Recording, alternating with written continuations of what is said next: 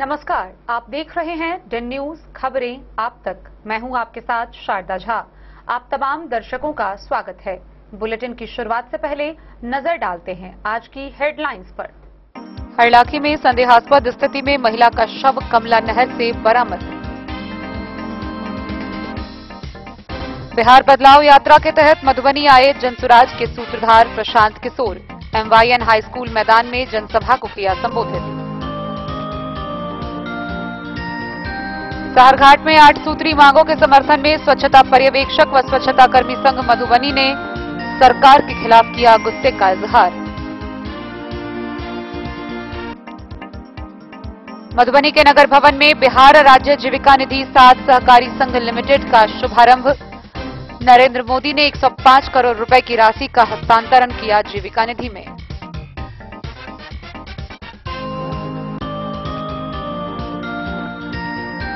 जयनगर में NDA गठबंधन की ओर से कार्यक्रम का होगा आयोजन। स्थानीय विधायक अरुण शंकर प्रसाद ने स्थल का किया निरीक्षण। मधुबनी शहर के वार्ड संख्या 23 चकदह में समीर महासेठ ने नाला निर्माण कार्य का किया शिलान्यास। बिस्फी विधायक हरिभूषण ठाकुर बचौल पर जानलेवा हमला के बाद भारतीय जनता पार्टी ने प्रेस कॉन्फ्रेंस का किया आयोजन।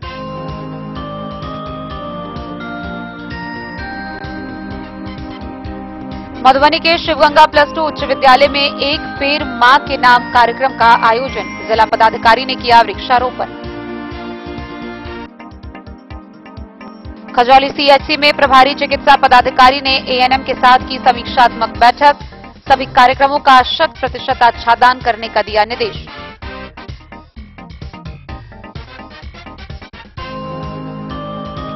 हरलाखी के सामुदायिक स्वास्थ्य केंद्र गांव में डॉक्टर पर लापरवाही का आरोप। महिला की मौत, महादलित परिवार के लोगों ने किया डॉक्टर के विरुद्ध प्रदर्शन। खुटौना के भारत नेपाल सीमा से सटे घोरमोहना बॉर्डर पर 58वां इंद्र पूजा मेला को लेकर शांति समिति की बैठक। दोनों देश के अधिकारी शामिल।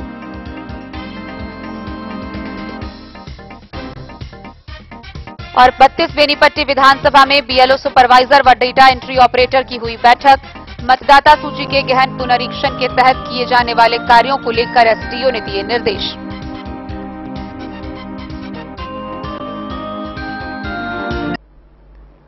खबरें अब विस्तार से।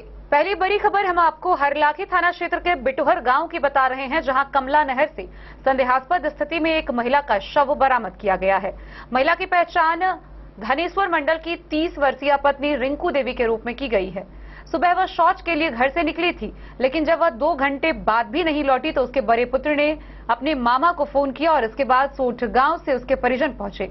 जब तलाशी ली गई तो उसका शव कमला नहर में पाया गया। बहरहाल यह हत्या हुई है, आत्महत्या हुई है, यह किस प्रकार से मौत हुई है इसका खुलासा अभी तक नहीं हो पाया है। पुलिस ने कहा है कि शव को कब्जे में लेकर पोस्टमार्टम के लिए भेजा गया है। जल्द ही मामले का खुलासा होगा। हरलाखी थाना क्षेत्र के बिटुहर गांव में संदेहास्पद स्थिति में कमला नहर से एक महिला का शव बरामद होने से इलाके में सनसनी फैल गई है। घटना मंगलवार अहले सुबह की बताई जा रही है। प्राप्त जानकारी के अनुसार धनेश्वर मंडल की करीब 30 वर्षीय पत्नी रिंकू देवी अहले सुबह शौच के लिए बाहर निकली, लेकिन 2 घंटे बाद भी घर नहीं लौटी तो महिला का बड़ा पुत्र ने अपने मामा को फोन किया। फिर महिला के मायके वाले सोठगांव गांव से पहुंचे, जहां खोजबीन के क्रम में कमला नहर में महिला का शव देखा गया, जिसकी सूचना पुलिस को दी गई। पुलिस मौके पर पहुंची और महिला के शव को कब्जे में लेकर पोस्टमार्टम के लिए मधुबनी भेज दिया। वहीं घटना की सूचना के बाद बेनीपट्टी SDPO अमित कुमार व FSL की टीम मौके पर पहुंची और घटना की बारीकी से जांच पड़ताल की। SDPO ने कहा कि पुलिस हर पहलू पर जांच पड़ताल शुरू कर दी है।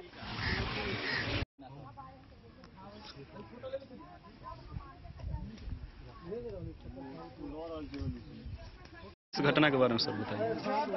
आज सुबह लगभग 8 बजे थाना हरलाखी को सूचना मिलती है कि एक महिला का डेड बॉडी नाला के पास पानी में गिरा हुआ पड़ा है। घटना का सूचना मिलते ही थाना अध्यक्ष हरलाखी वरीय पदाधिकारी को सूचना देते हुए घटनास्थल के लिए प्रस्थान करते हैं और घटनास्थल पे जो घटना जो भी है उसको सत्य पाते हैं। जिसमें पता चलता है कि ये जो घटना है, ये महिला लगभग 32 या 33 वर्ष की है, जिसका नाम है इंदू देवी, रिंकी देवी। और ये जो है घर से बाहर निकलते हुए एक लोग देखे थे और उसके बाद वहाँ पर उसका पानी में डेड बॉडी मिला है। शरीर मुंह पे थोड़ा सा चोट है जो घायल दिख रही है और बॉडी का पोस्टमार्टम के लिए मधुबनी भेज दिया गया है। साथ में एफएसएल टीम भी आ चुकी है और विधिवत तरीके से जांच की जा रही है। इसमें आगतर जो है विधिवत कार्रवाई की जाएगी। प्रथम दृष्टया में देखने से अभी पोस्टमार्टम के उपरांत ही पता चल पाएगा। ऐसे बाहरी में थोड़ा सा जख्म है और पानी में गिरा हुआ था, तो अभी डिसीजन लेना पॉसिबल नहीं है। बाकी चीजें बताया जाएगा। हरलाखी से संजय राउत की रिपोर्ट।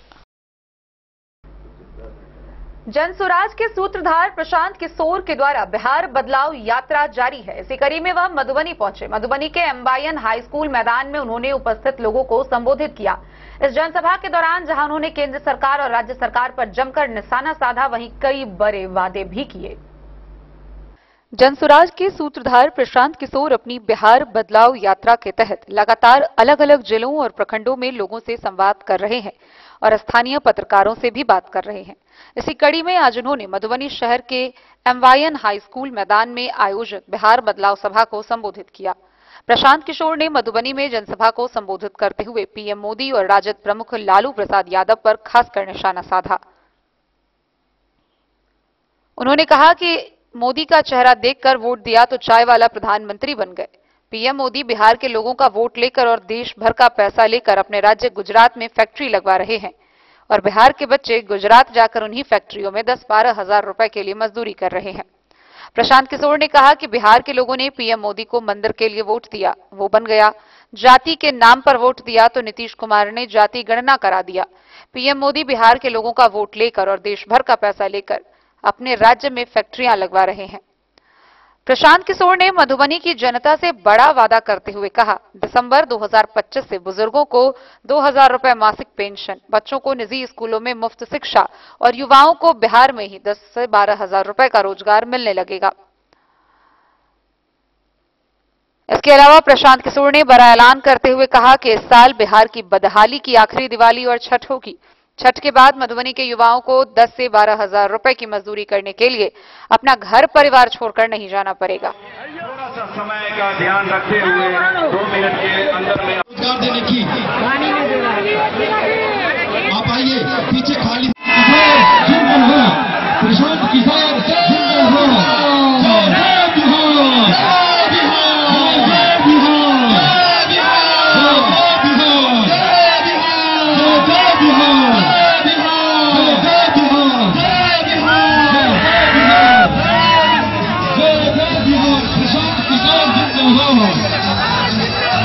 बिहार के नेतृत्व के धनी विजेता के सागर बिहार के गागर राहुल गांधी आएंगे, मोदी जी को गाली देंगे, मोदी आएंगे, राहुल गांधी को गाली देंगे। कोई ये नहीं बताएगा कि बिहार के युवाओं को रोजगार मिलेगा, बिहार में पलायन कम होगा, बिहार में बच्चों की पढ़ाई कम होगी। हम लोग मोदी और लालू जी से, मोदी और राहुल गांधी की लड़ाई में हम लोग का कोई इंटरेस्ट नहीं है। हम लोग का इंटरेस्ट है कि बिहार में रोजगार होना चाहिए, बिहार से पलायन बंद होना चाहिए। राहुल गांधी लगातार चुनाव आयोग पे मधुबनी के भीड़ के बारे में क्या कहना? पूरा मधुबनी डाम हो चुका है। मधुबनी की भीड़ आपको दिखा रही है कि बिहार में तय कर लिया है। नवंबर में जनसुराज आ रहा है, नई व्यवस्था आ रही है। लालू, नीतीश, मोदी तीनों को जनता देखने वाली है। प्रशांत जी के बाद आपको याद कर रहे हैं। प्रशांत जी, क्या राहुल की सभा में प्रशांत जी संजय जायसवाल ने आपको नोटिस किया? आप इस सभा को देखिए, ये पहली सभा है, यहाँ भीड़ को, जनता को छोड़िए, हम नहीं पहुँच पाए। इतनी भीड़ है कि हम 2 घंटे मंच तक नहीं पहुँच पाए। जनता ने तय कर लिया है, बिहार में बदलाव चाहिए, बिहार में शिक्षा और रोजगार चाहिए। बहुत हो गया लालू नीतीश, बहुत हो गया लालू नीतीश। अब हर हालत में बिहार में जनसुराज। संजय जायसवाल आपको याद कर रहे थे। जा रही है।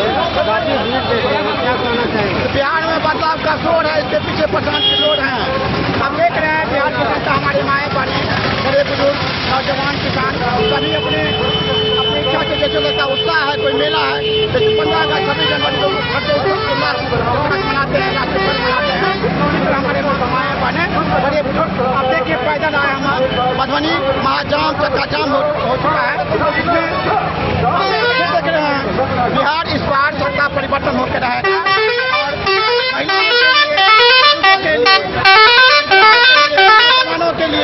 किसानों के लिए बच्चों के लिए सारी कुछ हम लोग में जन स्वराज में एक व्यवस्था है, एक मैनिफेस्टो है। आप देख रहे हैं कि प्रशांत किशोर का स्वागत किस तरह से लोग सड़क किनारे जैसे लोग लगता है कि कोई आए हैं उस तरह से सभी लोग आए हुए हैं। अच्छा, भाई प्रत्याशी के रूप में जा रहा था सामने आ रहा है। भावी प्रत्याशी नहीं, यहाँ जितने भी हमारे सामाजिक प्रत्याशी हैं हर सभी का मेहनत है। मैं अपना इतना स्वार्थ नहीं कर सकता हूँ, सभी का मेहनत है। हम लोग का भी मेहनत, हमारे भी 10-12 हजार लोग आए हुए हैं, जहाँ कहाँ फंसे हुए जो जैसे निकलते आ रहे हैं पैदल आ रहे हैं। और हमारे सभी राजधानी जिला के संभावित जितने भी विधानसभा के प्रत्याशी सभी लोगों ने मेहनत किया है। और स्वराज में सत्ता नहीं, यहाँ की बिहार की जनता जितना चाहिए, क्योंकि बिहार का अपमान हमारे राज्य से बाहर होता है। अपमान का बदला हम लोग इस बार लेंगे और 2 महीने के बाद जो इलेक्शन है हम लोग सत्ता परिवर्तन करके रहेंगे। अच्छा, राहुल गांधी का जो वोट आप किन्हीं का नाम मत लीजिए, वो लोग सिर्फ चुनाव में आते हैं, विकास की कोई बात नहीं करते हो। हिंदू मुसलमान और जाति की बात करती है, कभी भी बिहार में चुनाव बीच में कभी भी नहीं आते हैं। मोदी जी भी जब आते हैं तो चुनाव के बीच में आते हैं। उनके लिए 5 साल में एक बार समय निकालने का मौका नहीं मिलता है, सिर्फ घोषणा करते हैं, जुमला देते हैं। और कोई उनके लिए बताइए, मोदी जी कभी भी 5 साल में एक बार भी बिहार के लिए कभी निकाले हों? बिहार के 40 MP हैं, बिहार में 40 MP हैं और गुजरात में 26। लेकिन बिहार लेबर का फैक्ट्री और गुजरात में फैक्ट्री लग रहा है। यह अपमान का बदला हम लोग लेकर रहेंगे। कहिए जय बिहार, जय बिहार, जय बिहार।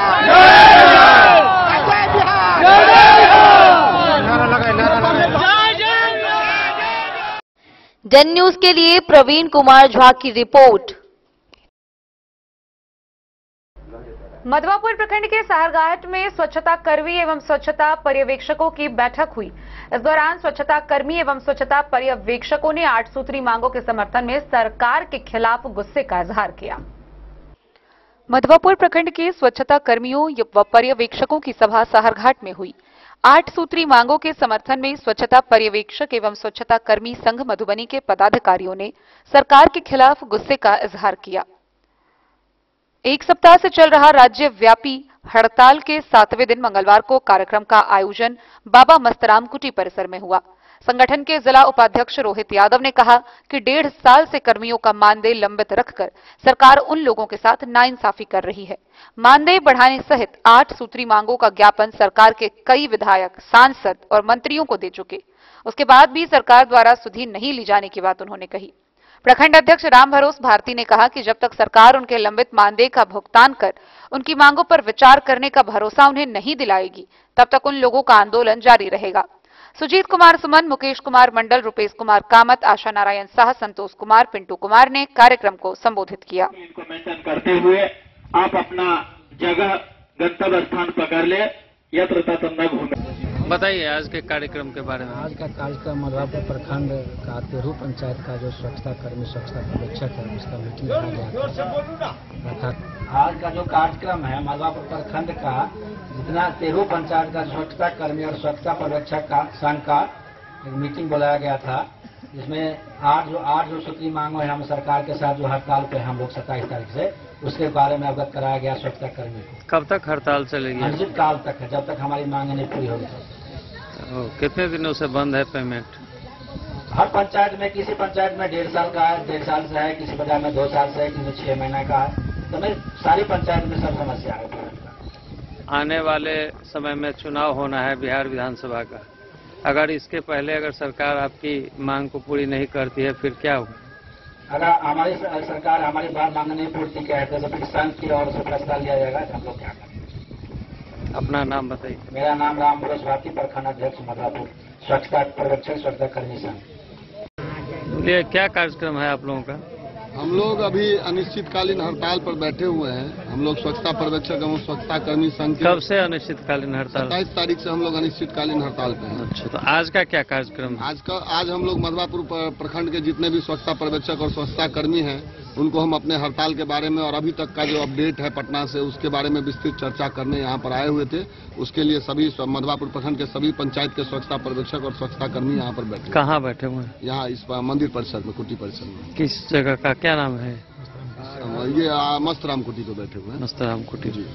तो क्या मांग है आपकी? हमारी मांगे हैं सरकार से। एक्चुअली बहुत दिनों से ये लोग काम कर रहे हैं, साल भर से बहुत लोगों का मानदेय बकाया है और पिछले 1 साल से हम लोग बिहार सरकार के कई माननीय विधायक जी और मंत्री जी को और कई माननीय सांसदों को हमने ज्ञापन दिया है अपने मानदेय बढ़ोतरी से संबंधित। लोग अभी भी 3,000 और 7,000 रुपये मासिक मानदेय पे काम कर रहे हैं। ये लोग गरीब आदमी है, 100 रुपये प्रतिदिन पर काम करते हैं और उसको साल भर 1.5 साल 2 साल से अब तक मानदेय नहीं दिया गया है। इन्हीं सब बातों को लेकर हम फिलहाल कितने दिनों से बाकी है? लोगों का 1.5 साल से बाकी है मानदेय। 1.5 साल से नहीं मिला? काम चल रहा है। काम अभी हम लोग 27 तारीख से हमने बंद किया। अच्छा, स्ट्राइक से पहले तक काम चल रहा है? स्ट्राइक से पहले हर जगह काम चल रहा है। अच्छा, अपना नाम बताइए। मेरा नाम रोहित यादव है और मैं जिला में स्वच्छता पर्यवेक्षक एवं स्वच्छता कर्मी का जिला उपाध्यक्ष हूँ। अच्छा, क्या संगठन का नाम है आपका? स्वच्छता पर्यवेक्षक एवं स्वच्छता कर्मी संघ। द न्यूज के लिए मधवापुर से एसके दीपक की रिपोर्ट। मधुबनी के नगर भवन में जीविका निधि कार्यक्रम का शुभारंभ हुआ। मंगलवार को मधुबनी नगर भवन में जिला पदाधिकारी की अध्यक्षता में कार्यक्रम का आयोजन किया गया। इस मौके पर प्रधानमंत्री नरेंद्र मोदी के द्वारा लाइव प्रदर्शन के साथ ही 105 करोड़ रुपए जीविका निधि में ट्रांसफर किया गया। मधुबनी शहर के नगर भवन में बिहार राज्य जीविका निधि 7 सहकारी संघ लिमिटेड का शुभारंभ भव्य रूप से संपन्न हुआ। इस अवसर पर प्रधानमंत्री नरेंद्र मोदी ने वीडियो कॉन्फ्रेंसिंग के माध्यम से कार्यक्रम से जुड़ते हुए 105 करोड़ रुपए की राशि का हस्तांतरण जीविका निधि में किया। यह राशि मधुबनी जिले की जीविका दीदियों के सशक्तिकरण एवं आत्मनिर्भरता को बढ़ावा देने के लिए समर्पित की गई है। कार्यक्रम का शुभारंभ मधुबनी के जिलाधिकारी आनंद शर्मा के कर कमलों से नगर भवन परिसर में किया गया। इस अवसर पर सांसद अशोक यादव, सांसद रामप्रीत मंडल झंझारपुर, नगर विधायक समीर कुमार महासेठ, विधायक हरिभूषण ठाकुर बचौल, एमएलसी घनश्याम ठाकुर जैसे जनप्रतिनिधि विशेष रूप से उपस्थित रहे। मधुबनी नगर भवन का पूरा परिसर इस अवसर पर हजारों जीविका दीदियों की उपस्थिति से गूंज उठा। दीदियों ने प्रधानमंत्री का संबोधन बड़े उत्साह के साथ सुना और उनके विचारों से प्रेरित हुई। कार्यक्रम के दौरान जिले के प्रशासनिक पदाधिकारियों ने भी जीविका से जुड़ी योजनाओं की जानकारी दी तथा लाभार्थियों से संवाद स्थापित किया। इसलिए मुझे आज इस बात की पीड़ा कि इस मां ने मुझे देश सेवा का आशीर्वाद देकर देश सेवा के लिए रवाना किया, भेजा। परंपरा भी पीढ़ियों से है। मां के रूप में 7 बहनों की पूजा की परंपरा, मां के प्रति श्रद्धा और विश्वास, ये बिहार की पहचान है। मां के लिए ही कहा गया है, अपने सुखल पाकल खाके रख ली सबके भरम बचा के, उनकर रोवा जे दुखाई तो भलाई ना होई। केहू कतनो दुलारी बाकी माई ना होई। साथियों, हमारी सरकार का अपमान, मुझे पता है आप सबको भी, बिहार के हर मां को, बिहार के हर बेटी को, बिहार के हर भाई को ये देख सुनकर कितना बुरा लगा। मैं जानता हूं इसकी जितनी पीड़ा मेरे दिल में है, उतनी ही तकलीफ मेरे बिहार के लोगों को भी है। और इसलिए आज आरंभ हुआ है हम लोग का बिहार राज्य जीविका निधि साख सहकारी संघ लिमिटेड का। उसमें सर्वप्रथम हम लोग माननीय सांसद रामप्रीत मंडल जी का, माननीय सांसद अशोक कुमार यादव जी का दिल से धन्यवाद करते हैं कि आप लोग अपने व्यस्त समय से निकाल के यहाँ पे इस प्रोग्राम में शरीक हुए। हम लोग धन्यवाद ज्ञापन करते हैं माननीय विधान पार्षद घनश्याम जी ठाकुर जी का। हम लोग धन्यवाद ज्ञापन करते हैं माननीय विधायक हरिभूषण बचौल जी का।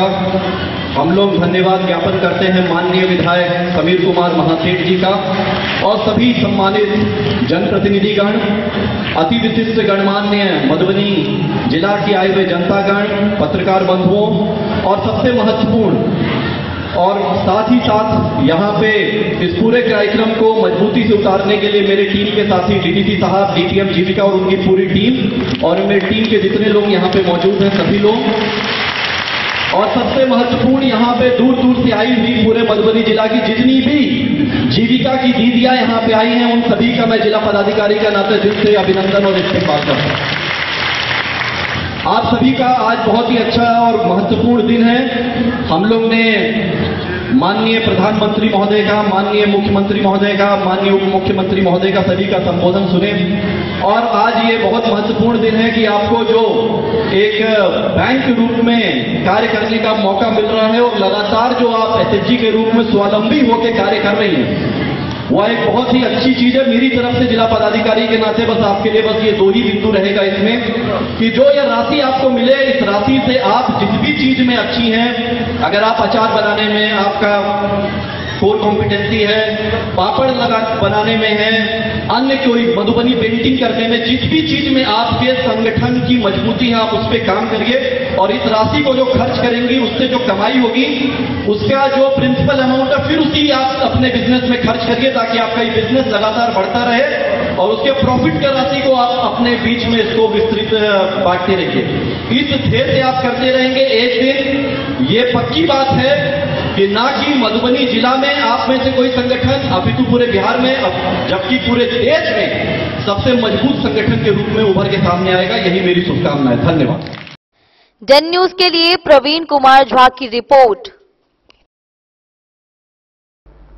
जयनगर प्रखंड के इनरवा कचहरी टोल के मध्य विद्यालय मैदान में एनडीए कार्यकर्ता के सम्मेलन का आयोजन होना है। बुधवार को हो रहे इस आयोजन को लेकर मंगलवार को स्थानीय विधायक अरुण शंकर प्रसाद, मुख्य पार्षद कैलाश पासवान ने स्थल निरीक्षण किया और अब तक हुए तैयारियों का जायजा लिया।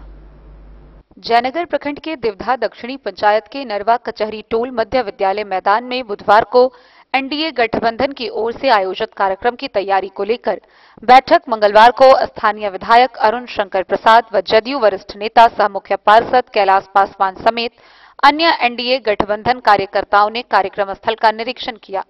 उन्होंने बताया कि कार्यक्रम में बिहार सरकार के उद्योग मंत्री नीतीश मिश्रा, पीएचईटी नीरज बबलू, सांसद दिनेश्वर कामत व संबल चौधरी के अलावे रालोसपा, हम समेत एनडीए गठबंधन के कार्यकर्ता भाग लेंगे। दिया गया है जो बिहार एनडीए के द्वारा प्रत्येक विधानसभा में यह आयोजित है। मैं तमाम खजौली के एनडीए कार्यकर्ताओं से अपील करता हूं कि आप ज्यादा से ज्यादा संख्या में समय 11वें दिन में पहुंचे और एनडीए के द्वारा जो तय हुआ है, बिहार के विभिन्न मंत्रियों आएंगे, सांसद आएंगे, विधायक जी रहेंगे और एक बार पुनः जो बिहार में विकास करने का जो गति माननीय मुख्यमंत्री और प्रधानमंत्री के द्वारा जो दिया गया है, सभी से हम आग्रह करते हैं कि आप सही समय पर इनरवा के मैदान में पहुंचे और खजौली विधानसभा में जो कार्यकर्ता का सम्मेलन है सभी आदमी पहुंचे और बिहार में जो विकास का गति है उस गति को रखे। इसी के संदर्भ में यह एनडीए कार्यकर्ता सम्मेलन हो रहा है। आज जो एक नारा दिया है 2025 फिर से नीतीश और 225 का यह नारा है, तो हम निश्चित रूप से खजौली के विधानसभा का जो हमारे विधायक से है, निश्चित रूप से वो ज्यादा से ज्यादा मत से इस बार जीतने का काम करेगा। यह हम लोग का आशा एवं पूर्ण विश्वास है। सभी मीडिया के लोगों को मैं अपनी ओर से और खजौली विधानसभा के तमाम कार्यकर्ताओं को मैं शुभकामना देता हूँ। चीज को एनडीए का विशाल सम्मेलन इनरवा उच्च विद्यालय देवधा दक्षिण के मैदान में होना सुनिश्चित है। यह सम्मेलन 11 बजे दिन से विधिवत प्रारंभ हो जाएगा। इसीलिए सभी एनडीए के कार्यकर्ताओं से अपील है कि आप सभी 10 बजे तक इनरवा उच्च विद्यालय के मैदान में उपस्थित होकर अपने कार्यक्रम को सफल बनाएं।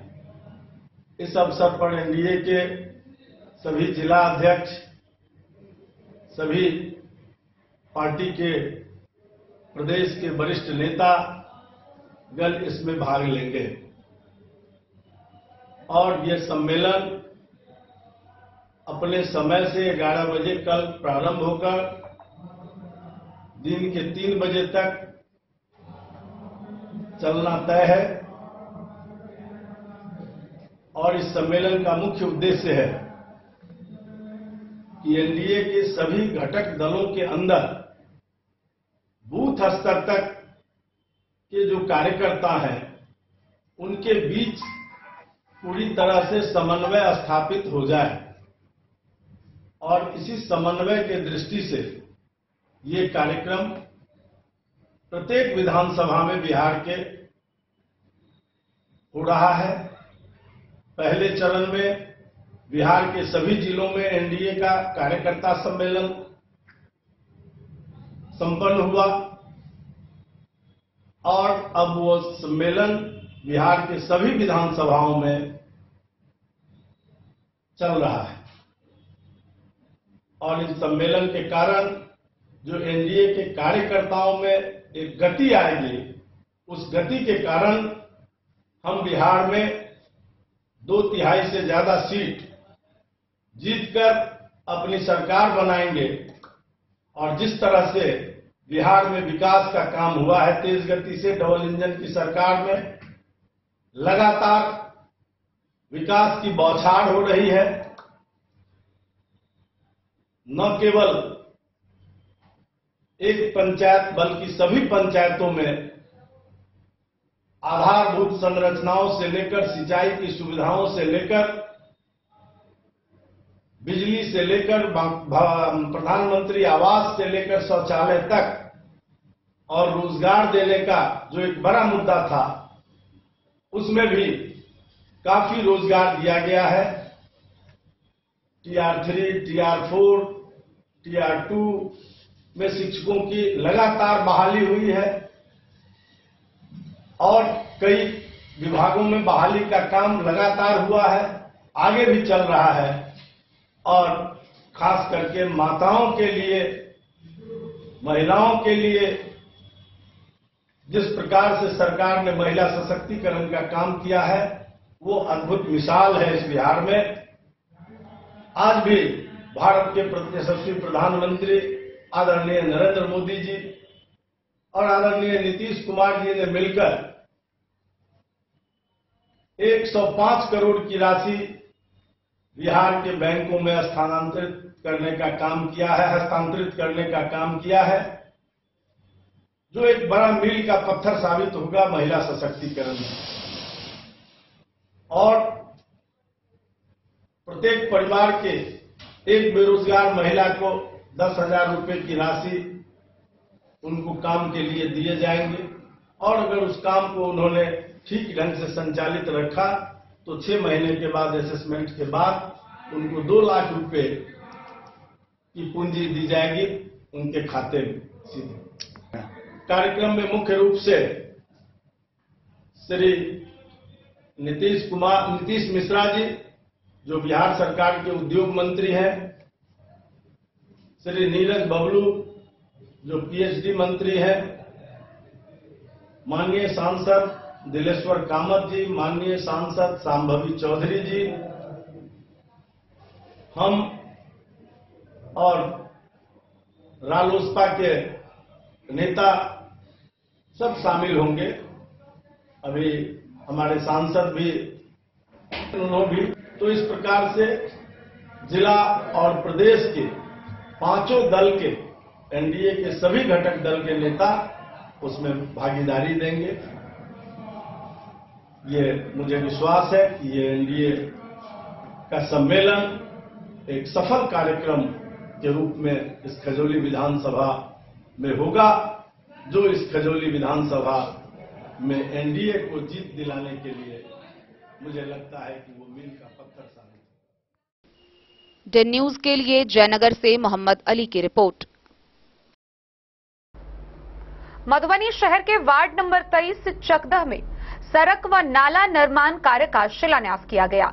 इस मौके पर मधुबनी के नगर विधायक समीर कुमार महासेठ के द्वारा यह शिलान्यास कार्यक्रम आयोजित किया गया। उन्होंने बताया कि किस प्रकार से क्षेत्रों में विकास की गंगा बह रही है, जल्द ही यहां भी सड़क और नाला निर्माण कार्य पूरा कर लिया जाएगा। मधुबनी नगर विधायक समीर महासेठ के द्वारा मधुबनी शहर के अंतर्गत वार्ड संख्या 23 चकदह मधुबनी में केदारदास की गली से लेकर विश्वनाथ मंडल के घर तक बनने वाली सड़क एवं नाला निर्माण कार्य का शिलान्यास किया गया। इस अवसर पर स्थानीय जनता एवं कार्यकर्ताओं की उपस्थिति में विधायक ने नारियल फोड़कर विधिवत शिलान्यास किया। प्रेस को संबोधित करते हुए विधायक समीर महासेठ ने कहा कि विकास कार्य ही उनकी प्राथमिकता है। उन्होंने बताया कि अब तक उन्होंने शहर के विभिन्न वार्डों में अनेक सड़कों एवं नालों का उद्घाटन तथा शिलान्यास किया है। यह कार्य क्षेत्र की जनता की लंबे समय से चली आ रही मांग को पूरा करने की दिशा में एक महत्वपूर्ण कदम है। उन्होंने आगे कहा कि मधुबनी नगर को स्वच्छ, सुंदर और व्यवस्थित बनाने के लिए लगातार प्रयास किया जा रहा है तथा विकास की गंगा बहाने में कमी नहीं छोड़ी जा रही। इस कार्यक्रम में क्षेत्र के जनप्रतिनिधि, सामाजिक कार्यकर्ता एवं स्थानीय नागरिक बड़ी संख्या में मौजूद थे। सभी ने विधायक के इस प्रयास की सराहना की। लोगों ने कहा कि इस शिलान्यास से क्षेत्र के लोगों को बड़ी सुविधा प्राप्त होगी। पूरी जानकारी दें। आज टोटल 75 लाख से ऊपर की 5 योजनाओं का उद्घाटन शिलान्यास किया गया। 2-3 जगह उद्घाटन भी किया गया। निश्चित तौर पर वार्ड नंबर 42 में एसपी कोठी के सामने इसरारुल हक मुमताज के घर तक सड़क का निर्माण 5,36,800 रुपये। दूसरा, वार्ड नंबर 24/37 में अमन कॉलोनी कैलाश राय के घर से अंदर घर तक सड़क और नाला का निर्माण 29,55,500, जिसका शिलान्यास किया। तीसरा, उद्घाटन किया गया मलवा में अनीश के घर से हसनैन घर तक, उस पर वकील के घर तक, वकील साहब के घर तक नाला एवं सड़क का निर्माण 20,85,000 रुपये। चौथा शिलान्यास जो वार्ड नंबर 35 श्री हरी शाह के घर से मछट्टा चौक तक ढक्कन युक्त नाला का निर्माण 11,95,952 रुपये। पांचवा, श्री सुरेश प्रसाद विश्रांत मंडल के घर होते हुए नाला एवं सड़क का निर्माण काफी पतला है, 8,97,500, टोटल 76,30,941 रुपए का ये शिलान्यास और उद्घाटन हुआ। ये प्रथम किस्सा जो कहीं न कहीं बड़ा तकलीफ का विषय है कि 2024 का ये सब लिखा गया है। 2024 से लेकर के अगर लगभग 1 साल होते जा रहे हैं, मेरा मानना है कि निश्चित तौर पे जो बुटकों का सिस्टम है वो एलईओ की तरह हो। इस महीना में लिखा जाए, 2 महीना के अंदर बन जाए, ये प्रारूप तैयार करने की आवश्यकता है, ताकि जनता को हर एक समय जो कष्ट है जब तक दूर नहीं होगा तब तक जनता को तकलीफ रहता है। टोटल 137 नाला और सड़क का शहर में किया गया, जिस प्रकार 100 किलोमीटर से लंबा हमने सड़क का पहले ही अपने विधानसभा क्षेत्र में बनाया। निश्चित तौर पे शहर में अब की बारी है, तो निश्चित तौर पे अब की बारी लोग हमेशा मान के चले, ग्रामीण का विकास होगा तभी अच्छा होगा। शहर में नरक से जब तक हम नहीं निकालेंगे तब तक शहर। डेन न्यूज के लिए प्रवीण कुमार झा की रिपोर्ट। खबरों का सिलसिला जारी रहेगा, जल्द ही लौटेंगे एक छोटे से ब्रेक के बाद। आप बने रहिए हमारे साथ। मधुबनी, इस शादी सीजन सिर्फ हमारे साथ खरीदे और पाए 100% एक्सचेंज वैल्यू।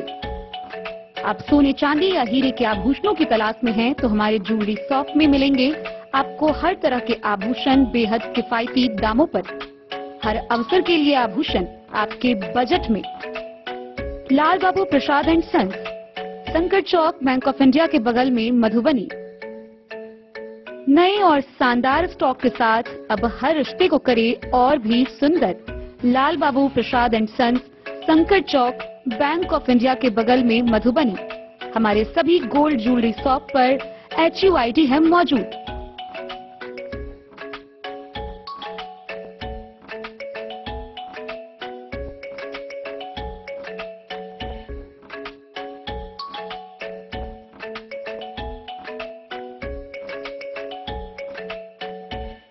ट्रेंड के इस जमाने में क्या आप भी चाहते हैं स्टाइलिश और फैशनेबल कपड़े? क्या आप अपने लुक को अपग्रेड करना चाहते हैं? अगर हाँ, तो आज ही आएं Bombay fashion readymade sari showroom. हमारे पास पुरुषों, महिलाओं और बच्चों के लिए है नए से नए फैशन ट्रेंड में कपड़े और एक्सेसरीज का लार्ज कलेक्शन। आपके बजट और हर अवसर के लिए खास।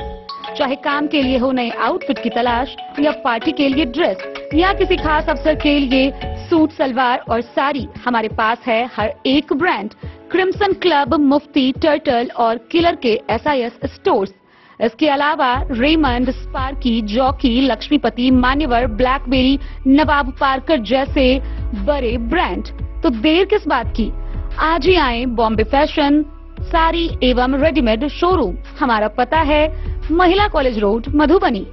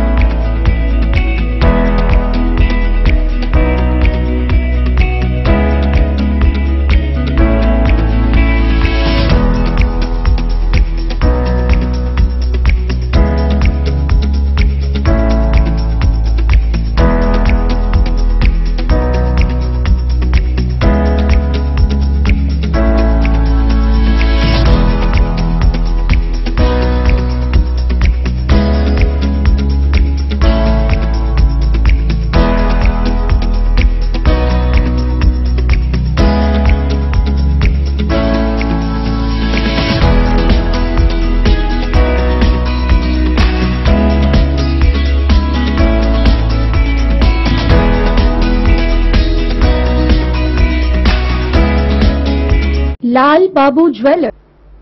मधुबनी शहर स्थित स्टेडियम रोड के समीप सांसद अशोक यादव के आवास पर भारतीय जनता पार्टी के प्रेस कॉन्फ्रेंस का आयोजन किया गया। इस मौके पर कई जनप्रतिनिधि उपस्थित हुए, जहां मुख्य रूप से पिछले दिनों विधायक हरिभूषण ठाकुर बचौल पर हुए हमले को लेकर निंदा की गई। भारतीय जनता पार्टी के द्वारा एक प्रेस कॉन्फ्रेंस का आयोजन मधुबनी शहर स्थित स्टेडियम रोड पर सांसद अशोक यादव के आवास पर किया गया। इस अवसर पर मधुबनी सांसद अशोक यादव, बसपा विधायक हरिभूषण ठाकुर बचौल, विधान परिषद सदस्य घनश्याम ठाकुर तथा जिला अध्यक्ष प्रियांशु सहित अनेक भाजपा कार्यकर्ता उपस्थित थे। प्रेस कॉन्फ्रेंस को संबोधित करते हुए विधायक हरिभूषण ठाकुर बचौल ने बताया कि हाल ही में चौपाल कार्यक्रम के दौरान उनके ऊपर जानलेवा हमला विपक्षियों द्वारा साजिशन करवाया गया। उन्होंने कहा है कि यह हमला पूरी तरह से राजनीतिक द्वेष और उन्हें नुकसान पहुंचाने की नीयत से किया गया। विधायक ने स्पष्ट शब्दों में कहा है कि वह इस मामले को सर्वोच्च न्यायालय तक लेकर जाएंगे ताकि दोषियों को कठोर सजा मिल सके। उन्होंने विपक्षी दलों पर गंभीर आरोप लगाते हुए कहा कि ये लोग मंदिर और मस्जिद के पैसे तक हड़प जाते हैं और जब कोई उनसे सवाल करता है तो उस पर हमला करवा देते हैं। उन्होंने कहा कि यह लोकतंत्र में अस्वीकार्य है और जनता ऐसे नेताओं को कभी माफ नहीं करेगी। इस अवसर पर सांसद अशोक यादव ने कहा कि भाजपा अपने कार्यकर्ताओं और नेताओं के साथ मजबूती से खड़ी है और विधायक हरिभूषण ठाकुर बचौल को न्याय दिलाने के लिए हर स्तर पर सहयोग किया जाएगा। जिला अध्यक्ष प्रभांशु झा ने भी इस हमले की कड़ी निंदा की और कहा कि भाजपा कार्यकर्ता किसी भी स्थिति में पीछे हटने वाले नहीं है। प्रेस कॉन्फ्रेंस में उपस्थित नेताओं ने संयुक्त रूप से कहा कि विपक्ष का यह कदम न केवल अलोकतांत्रिक है बल्कि जनता के साथ भी विश्वासघात है। भाजपा इस प्रकार की कायराना हरकतों से डरने वाली नहीं है। हमला हुआ मेरे अंगरक्षकों के द्वारा, समर्थकों के द्वारा, मुझे किसी तरह मैं वहां से निकला।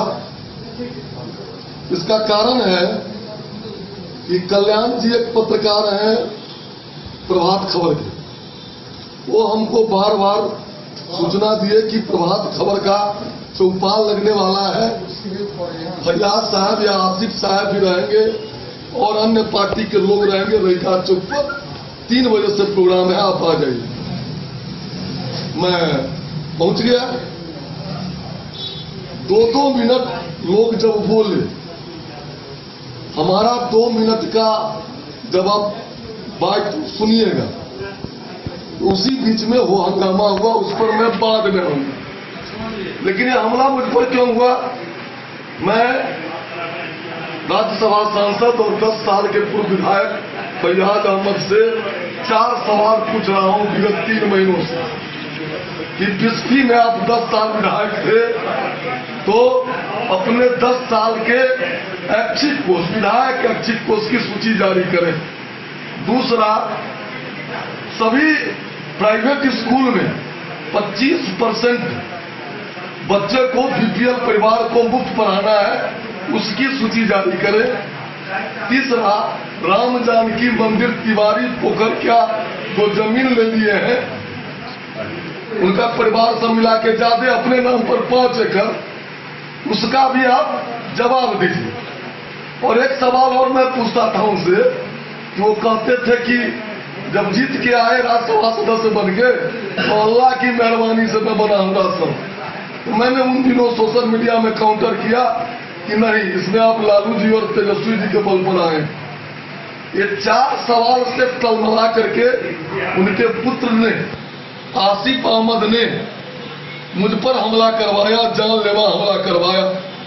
उसका प्रूफ है, फैयाज साहब का स्टेटमेंट आया है कल, जो आसिफ अहमद नहीं थे, उनकी गाड़ी 2:41 में क्रॉस करती है और 3:15 के बाद देखिए एमपी अपने पिताजी के गाड़ी पर वो चलते हैं। बिस्फी की जनता बार बार ये जानती है, देखती है, हर गांव गए हैं। चौड़ा सर चौड़ा हो जाए तो रुक अस्थिर लाओ नहीं रुक, तब ऐसे कैमरा नहीं थे भाई, देखा रहा लेकिन लेके की फायदा है, वो बड़का भजा है ओकरा फिर लॉक हो जाए। हाँ तब ना वो स्क्रीन पड़े छै। हाँ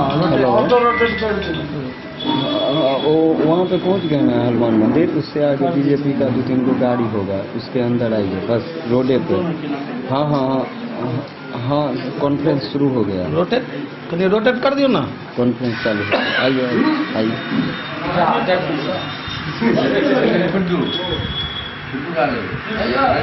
इसका अपने पास अगर है, वो सब देश का है, कृपया कर इसकी उचित कार्रवाई करें। मंदिर के जमीन को खाली करें, उसके पुत्र को अरेस्ट करें और 307 और षड्यंत्र में त्वरित न्यायालय में केस चलावें। आपके माध्यम से जो 3 क्वेश्चन में पहले पूछा, फिर मैं पूछता हूं कि 10 साल का आपको जवाब देना पड़ेगा विधायक ऐच्छिक कोष से आपने जो किया। दूसरा, जो 25% सीट पर आपको जो एडमिशन कराना है, उसकी सूची जारी कीजिए। तीसरा, जो आप मंदिर का जमीन छोड़िए। चौथा, जो अल्लाह का नहीं हुआ, यह आदमी कैसा बोल रहा था मधुबनी हवाई अड्डा के मैदान में। 9 सांसद आप सभी जानते हैं, 5 राज्यसभा के राजद सांसद हैं और 4 सांसद हैं लोकसभा में। 5 में 1 मुस्लिम सांसद है यह, जिसने कहा था कि अल्लाह की मेहरबानी से मैं राज्यसभा बना हूं। अल्लाह के मुस्लिम भाई कहते हैं कि वक्फ का प्रॉपर्टी अल्लाह की प्रॉपर्टी है। अल्लाह के प्रॉपर्टी पर इस व्यक्ति का मुंह नहीं खोला, जो अल्लाह का नहीं है और किसी का नहीं है, यह व्यापारी है। और मैं आप लोगों को भी परीक्षण के लिए अपना भी FIR दे रहा हूं और उनका भी FIR दे रहा हूं। और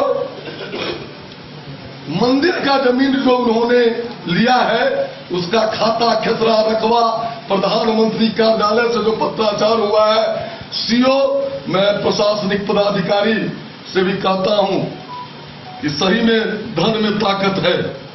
तो एक होता था दरभंगी महाराज, तो दरभंगा महाराज से लड़ गया था। इतिहास अपने आप को दोहराता है और मैं उन लोगों को कहता हूं कि ठीक इसी तरह रामदेव महतो जी के साथ 3 में राजद के लोगों ने किया था, 5 में क्या परिणाम हुआ था। मैं इससे घबराने वाला नहीं हूं। इस व्यक्ति के सारे कुकर्मों को मैं जनता की अदालत में ले जाऊंगा और बिस्फी के जनता के बल पर इसके सारे कुकर्मों को खत्म करूंगा। बस इतना ही करना है। आप लोगों को कुछ पूछना है तो पूछिए। सर, विपक्षी द्वारा आरोप लगाया जा रहा है कि वो पिता पुत्र में से दोनों सभा स्थल पे मौजूद नहीं थे। इस पे आपका क्या मैं प्रमाण दे रहा हूं। यही तो षड्यंत्र है जिसकी जांच करने के लिए मैं प्रशासन को भी कह रहा हूं। जो वो स्पॉन्सर्ड, उसका भी मैं फोटो दे रहा हूं। आसिफ अहमद थे, 7 संयोजक थे उस कार्यक्रम के। भोजी किसी भोज में नहीं हो तो सतर्क तो उसी समय हो जाना चाहिए था। उनका बात का आप खंडन कर रहे हैं? निश्चित। और 2:41 में उनकी गाड़ी उसी स्थल से पास कर रही है और बीनो राम से उनका कुछ 1-2 मिनट बातचीत भी हुआ है। वो कहते हैं ना सफेद पोस्ट मत बने। मैं प्रशासन, उनके फोन लोकेशन और उनके गाड़ी जो दर्जनों सीसीटीवी में आया है रेखा से आते हुए, 1 सीसीटीवी 3 सीसीटीवी तो मैं दे रहा हूं आपको। ऐसा न जो बड़ा बड़ा है डिलीट कर दे, हमारे पास भी आ गया। प्रशासन बिल्कुल वैज्ञानिक ढंग से मेरे केस को फॉल्स करे। उन पर जो हुआ है 202 और 201 में इस व्यक्ति को गिरफ्तार करे, मठ मंदिर का जमीन छोड़ दे। जो भी लिखाया है हिंदू समाज मधुबनी जिला का इतना कायर कमजोर नहीं है जो हमारे देवी देवताओं के जमीन को गलत ढंग से लिखा करके और उस पर तुम विधर्मी काम करोगे। ये नहीं चलेगा। और सर, दूसरा सवाल यह है कि आपको बिहार का दूसरा योगी कहा जाता है, जिसमें आप लोगों ने वहां पे आपका एक वक्तव्य है जो मिट्टी में मिला दूंगा। निश्चित। इस पे आपका क्या कहना है? निश्चित इस व्यक्ति को मिट्टी में मिला देंगे या इससे बड़ा गलत आदमी इस जिला में नहीं है। आपने कुछ दिन पहले ही देखा होगा ये चेक। मैं जा रहा हूं दिल्ली भी, बैंक में जितना रुपया निकला है स्टाफ का एक के आदमी निकालता है, पहले चेक ले लेता है। वीडियो पर भी आया है। अल्पसंख्यक बंधु को फ्री में करना है, उसकी भी सूची जारी करे। कितने अल्पसंख्यक बंधुओं को इसने फ्री पढ़ाया, इसकी भी सूची जारी करे। एक एनआरआई कोटा होता है, नॉन रेजिडेंशियल इंडियन और प्रवासी भारतीय। मेडिकल में टोटल एडमिशन उसका फॉल्स है। वह केवल लुटेरा है और लूटने की बात करता है। बिस्फी प्रखंड के सारे स्वास्थ्य उपकेंद्रों को दलाल को रख करके ये चौपट कर दिया। चूंकि मैं एक बात और कहता था कि 5 से 10 में यह बीएड कॉलेज से मेडिकल कॉलेज खोला। हरिभूषण ठाकुर बचोल इतना बिल्डिंग बनवा दिया जो उसके मेडिकल कॉलेज का आधार है। यस, दलाल रखे हुए हैं। वहां नहीं इलाज होगा, सब रेफर यहां करता है। 10,000 का खर्चा हुआ, 50,000 बिल बनाया, 10,000 छोड़ दिया। ये नाटक नहीं चलने वाला है। आपने सर 4 इल्जाम लगाया उन पे। उनका कहना है जो विधायक बचौल जी जो हैं सो जनता का सवाल का जवाब देने के बदला वहां से निकल गए। तो काहे नहीं आए? सब प्रायोजक है। उनका पुत्र भागा है गाड़ी से, उनका पुत्र भागा है गाड़ी से। मैं तो गया, सांच को आंच नहीं होता है। मैं वहां गया। मैं 5 साल में बिस्फी में जितना किया हूं, 50 साल में अगर कोई रिकॉर्ड दे दे मैं चुनाव नहीं लड़ूंगा। मेरा सवाल है, जन न्यूज के लिए प्रवीण कुमार झा की रिपोर्ट। एक पेड़ मां के नाम कैंपेन 2.0 के तहत मधुबनी शहर के शिवगंगा +2 बालिका उच्च विद्यालय में कार्यक्रम का आयोजन किया गया। इस मौके पर मधुबनी के जिला पदाधिकारी आनंद शर्मा ने शिरकत की, जहां उन्होंने एक पेड़ मां के नाम कार्यक्रम के तहत वृक्षारोपण किया।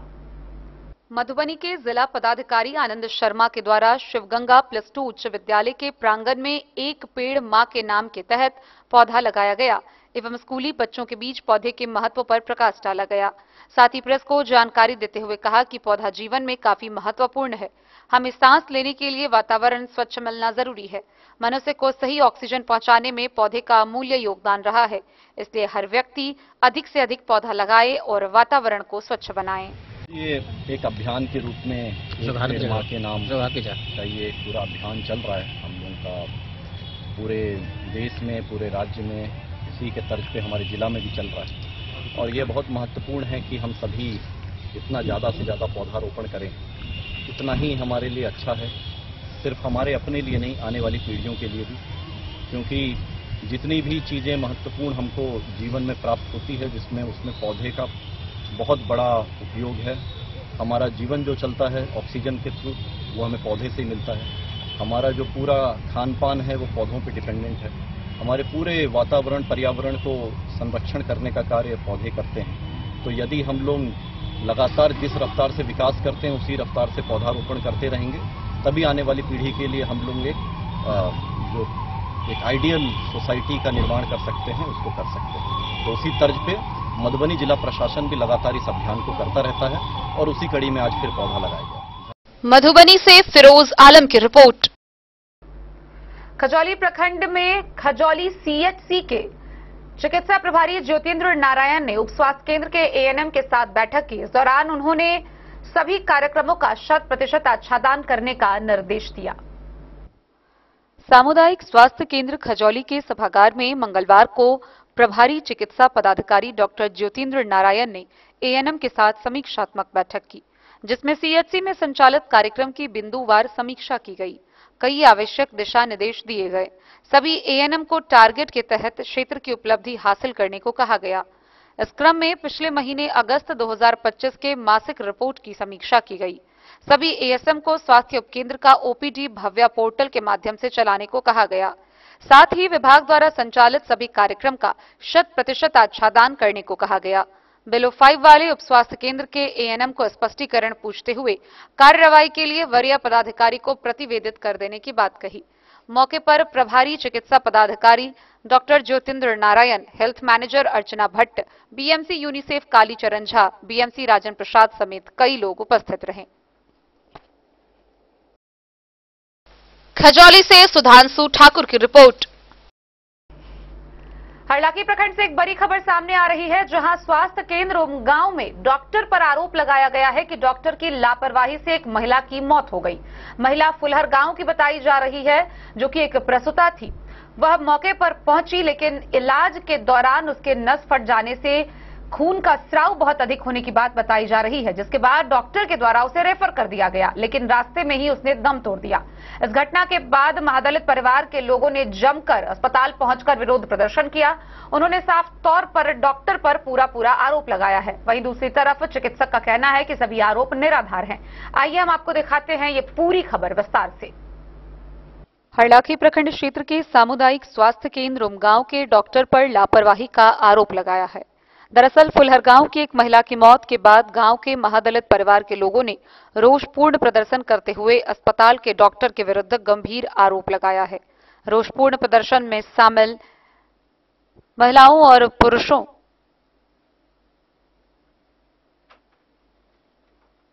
का कहना है कि गांव के दिलखुश सादा की पत्नी 30 वर्षीय कविता देवी को प्रसूति के लिए सीएचसी उमगांव ले जाया गया, जहां प्रसूति के बाद बच्चा सही सलामत बाहर आया, लेकिन इस दौरान संबंधित चिकित्सक की लापरवाही से प्रसूता की नस कट गई, जिससे काफी खून बहने लगा।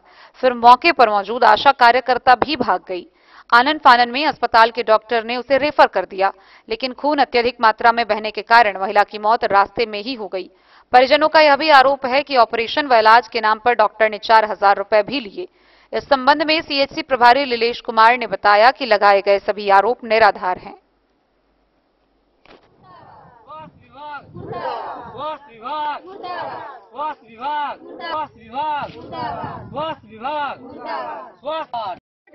हमरा बेटी के कहलक टेबल उठा के हमारे घर में नहीं जाय देलक, घर में नहीं जाय देलक। बिन देखले में हमरा बेटी के पर्दा फाड़ देलक, आ पर्दा लटाका नहीं मारलक, 2 टाका मार देलक। घर में जाय के दीदी देखू ना हमरा बेटी के क्या बोल रहा है, चुपिए ना, नहीं होगा, कुछ नहीं होगा, जाइए यहाँ से ले जाइए। पर्ची बना के देलक तो वहाँ लोग गेली आ कही देखी कचरा गिरे है आ खून ब्लड एते बच्चा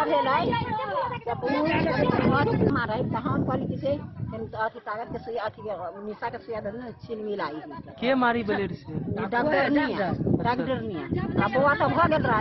कौन हॉस्पिटल दिया कोई थी? हॉस्पिटल सरकारी जैसे? सरकारी हॉस्पिटल। अच्छा सरकारी में अच्छा हमरा ई कलक अपने गांव के बलुआ को ओफिंदर के घर वाली है वे आशा। अच्छा हॉस्पिटल में की सब से हमरा खेल के बहरा भेले कहिए बच्चा लगे हम जाओ कथि बात ई दू बात हम बजले त हमरा बहरा खेल गया, हमरा नहीं रहे देलक घर में। सरकारी कथी कहलिए? लूट लेलक रुपया 1000 दा ओकरा कहै छै 10000 दा ओकरा कहै 4000 सब मिल के कहै ये हमरा अपने दे दी। बुआ के मुंगार सामुदायिक स्वास्थ्य केंद्र में मरीज के जान के साथ खिलवाड़ कर दिलखी की अब मरीज के जान लो ललखी की अहाँ सब की मांग करी छी एहन लापरवाह डॉक्टर पर से को क्षतिपूर्ति चाहिए। नाम भेल हां ये की नाम भेल? अमिरिया देवी घर कते भेल? फुलार घर। मामला हुआ है कहाँ पर ये घटना हुआ है? ये मामला हुआ शुरू से हम गाँव में की बात है? बउआ के हमरा बड़ निक भ गेल, नॉर्मल बच्चा भेल, तेकर बाद पर्दा फाट गेल, 2 टाका मारले हवे 2 गो, वो 2 टाका टूट गेल, खून बह के नुआ भेज गेल, 7 खर नुआ भेज गेल, हमरा पुतौ के पूरा नुआ ठूस देली, तैयो नहीं बर्दाश्त हमरा पुतौ के खून भेल। तब हमार पुतौ कहलक हमरा लो चल गए मतारी दोसर ठाई लो चल, तब ऐसे गेली कोहे सूतल पंखा लगा के डॉक्टरनी सब। अच्छा डॉक्टर साहब सूतल पंखा लगा मतलब गरीब आदमी के नहीं देखे है? नहीं जे गरीब आदमी के नहीं सब देखल। अब पंखा लगा सुतला जाए जगबे त नहीं जागे, तब कते गोर मुरझैली, तब आयल त देखलक, तब पर्ची बना अथी बना देलक, तब यहाँ से ले जाओ मधुबनी ले जाओ। यहाँ से मधुबनी ले गेली, वहाँ मधुबनी ले गेली तब वहाँ नहीं हो। अच्छा मृतक के की नाम है? कविता देवी। उम्र कते हुई होते? कागज बने न था पति के उनकर की नाम है? दिलखुश सादा फुलहर के रहे वाला छे। हाँ। वार्ड नंबर 3 वार्ड नंबर छे। 3 वार्ड नंबर। अच्छा घटना के समय में केना की भेल यहाँ सब रही है? वहाँ नहीं जाए देखियो, दरभंगो में नहीं जाए, देखल तो हम गाँव से कह दिल मधुबनी से ले ली। की नाम है यहाँ के? पवित्री देवी। नस काट देने है। अच्छा नस काट के तो ऑपरेशन कर के धागा से सब टूट गेल, तो खून ब्लड गिर, कोई डॉक्टर नहीं है जो हम जाए के थप्पड़ लगा के मारला दिन में कोई नहीं जाए, कोई डॉक्टर नहीं सोझे पर्दा एना छिड़िया गेल, खून गिर के कौन जगह पर? गाँव में हॉस्पिटल में? सरकारी हॉस्पिटल में? सरकारी हॉस्पिटल में। अच्छा हाँ एक कहली आसो के आसो कथी कहे कचरा गिरे है छोड़ दियो ना, छोड़ के भाग गए एत से। आशा के रहे के चाहे नहीं सहावट हम रहे एते बड़का लापरवाही भेल लेकिन कोई देखे वाला नहीं। सबके गोर लागे सबके बजावे जाए कोई नहीं आवे केतबो कही दम कोई नहीं आवे सामने केतबो जाए कहे से चलो ना एगो सुइया दे दियो ना, मैं सुइया नहीं पड़ेगा से सब कहे ओइटा नहीं पड़ेगा कहली त 4000 रुपया ले पैसा भी लिया। हाँ पैसा भी ले लेता है। 4000 रुपया हुए में हम बन गए डॉक्टर साहब। 4000 सरकारी अस्पताल जब हम गरीब आदमी छी कि हम गरीब छी तो सरकार के आदमी ठीक नहीं छियै, रोज में हमारे घर हम सरकार के आदमी ठीक नहीं छियै। पंचायत फुलार पंचायत में छियै तो सब कोई के आदमी समाज में ठीक नहीं छियै तो सरकारी हॉस्पिटल केला बनल गेले कि गरीब से लेके अमीर तक के सोचना होना चाहिए कि सरकारी हॉस्पिटल में सबके प्राप्त होना चाहिए कि सबको डिलीवरी सबके बच्चा अच्छा पूर्वक हो के चाहिए के आ जब वहाँ हम सरकारी हॉस्पिटल में आशा लग गए आ हमरा कुछ के साधन नहीं है, हमरा बनिच के कुछ भी भेले आ यहाँ हम नहीं इलाज के लिए आ हम अहाँ कहाँ छे डॉक्टर अहाँ के हम कह गए कहाँ थप्पड़ मारबे हमरा कैला मारली थप्पड़ अहाँ के सरकार कैला रुपया दिया रुपया कथी के दिया अहाँ के हैं रुपया काहे के नहीं दिया कि ये गरीब आदमी के चाहे अमीर आदमी के सब के लेल सरकारी हॉस्पिटल बनल गेल है। आइया तो नहीं मधुबनी जाइए, मधुबनी से नहीं पटना सब तो सरकारी हॉस्पिटल है ना, सब में डॉक्टर सरकार के बैठल है आ सब सरकार के रुपया लेके बैठल है, लेकिन पेशेंट के तो अच्छा ढंग से इलाज होना चाहिए ना। पेशेंट का अच्छा ढंग से इलाज नहीं करी है ना? नहीं, पूरा आपका लापरवाही काम किया है इसलिए इसको ऐसा हुआ था। होगा करते ऐसा घटना नहीं होता है सर। पैसा वाला आदमी का तो प्राइवेट में इलाज है, हमरा नहीं पैसा है तो हम की करबे के मतलब हमरा मरीज मर गए हो गए नुकसान। जब डॉक्टर मारबे करते कहे वाला के थप्पड़ लगे मारा इतना बड़ा लापरवाही है क्या? जबरदस्ती मार के बोले जान खतरा की लेट जो खांसी है जब डॉक्टर देखभाल करेगा कि है कि मरीज के छोड़ के अपना एसी में बैठे रहते हैं, मरीज के छोड़ देते जब देखभाल नहीं करते तो मरीज मरबे करते। की नाम भेले यहाँ के? सुनैना देवी। यहाँ के हमर नाम है हिरन देवी। की मांग करे छियै? की मांग करे छियै कि आई एहन घटना हमरा पास भेलै है, काल कोई भी गरीब साथ भ सके है, ई होय के चाहिए नहीं। गरीब के साथ अन्याय करल, अन्याय करल, पूरे अन्याय करल गरीब के साथ। गरीब के साथ अन्याय करे तब न खबर मार के बर्तन के माई के बाप के सब के कुछ करिए। कोई 5,000 कोई 10,000, हमरा 10,000 रुपया नहीं है हम दूर नहीं जा सके छी, लेकिन अहाँ तक जा सके छी। लेकिन पेशेंट मर गेला, हम मूर्ख छी, अहाँ पढ़ल लिखल छी, अहाँ सोचना देना चाहिए ना कि भाई ई सुप्रीम में अहाँ के साधन नहीं है, बाहर लेके जाओ तो राइते में हम लोग पर्सन के बैठी ने हरलाखी से संजय राउत की रिपोर्ट। खुटौना प्रखंड के ललमनिया पंचायत अंतर्गत भारत नेपाल सीमा से सटे घोरमोहना बॉर्डर पर बैठक का आयोजन किया गया।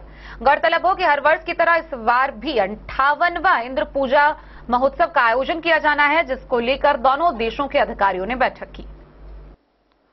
खुटौना प्रखंड के ललमनिया पंचायत अंतर्गत भारत नेपाल सीमा से सटे घोरमोहना बॉर्डर पर मंगलवार को इंद्र पूजा मेला को लेकर शांति समिति की बैठक आयोजित की गई। बैठक की अध्यक्षता फुलपरास एसडीएम अनीश कुमार ने की। बैठक में फुलपरास डीएसपी अमित कुमार, अंचलाधिकारी विजय प्रकाश लोकहा, एसएसबी के सहायक commandant Ajay Singh Parihar, SSB inspector Arun Kumar, Nepal APF के अधिकारी एमके झा और नेपाल के झांझपट्टी थाना के प्रहरी पुंबर यादव सहित स्थानीय जनप्रतिनिधि व गणमान्य लोग मौजूद रहे। इस दौरान एसडीएम अनीश कुमार ने बताया कि आगामी 4 सितंबर से 58वां इंद्र पूजा मेला का शुभारंभ होगा, जो लगातार 10 दिनों तक चलेगा। मेला अवधि में सुरक्षा एवं विधि व्यवस्था को लेकर स्थानीय थाना को विशेष दिशा निर्देश दिए गए हैं। डीएसपी अमित कुमार ने कहा कि मेला के दौरान उपद्रवियों और असामाजिक तत्वों पर पुलिस की पैनी नजर रहेगी। भीड़ नियंत्रण के लिए सीसीटीवी कैमरे लगाए जाने का निर्देश दिया गया है। साथ ही आपात स्थिति में डायल 112 और स्थानीय थाना को तुरंत सूचना देने की अपील की गई। अधिकारियों ने लोगों से अपील की कि मेला में शांति बनाए रखें और अफवाहों से दूर रहें, ताकि आयोजन सफल और शांतिपूर्ण तरीके से संपन्न हो सके। मौके पर मेला संस्थापक मनोज यादव, मेला अध्यक्ष राम नारायण महतो, मेला सचिव रिजवान कैसर, मेला उप सचिव दिलीप कुमार मुखिया समेत दोनों देशों के कई गणमान्य नागरिक उपस्थित थे।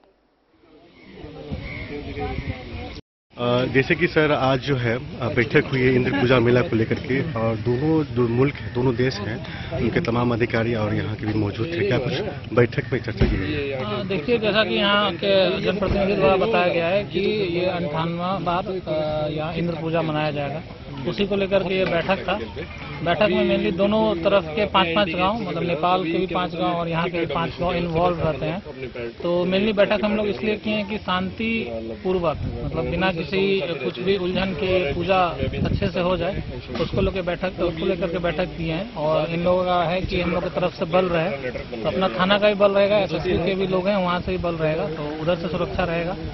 और हम लोगों ने निर्देश दिया है कि जो टाइम है उसका सख्ती से अनुपालन हो, तो अगर टाइम से अनुपालन करते हैं तो फिर सही से पूजा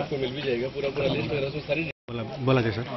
त्यसैमा अब हामीले चाहिँ सुरक्षा चाहिँ कसरी हुन्छ, कुनै किसिमको घटनाहरू नघटोस् त्यो हिसाबले हामी चाहिँ ड्युटी पर्वा गर्छौँ। म हुन्छु अब हाम्रो नेपालको तर्फबाट अब बोर्डरमा खटिनुहुने सर हुनुहुन्छ, साहब हुनुहुन्छ, हाम्रो हुन्छ, थप टोलीको आवश्यकता पऱ्यो भने त्यो पनि मगाउँछौँ।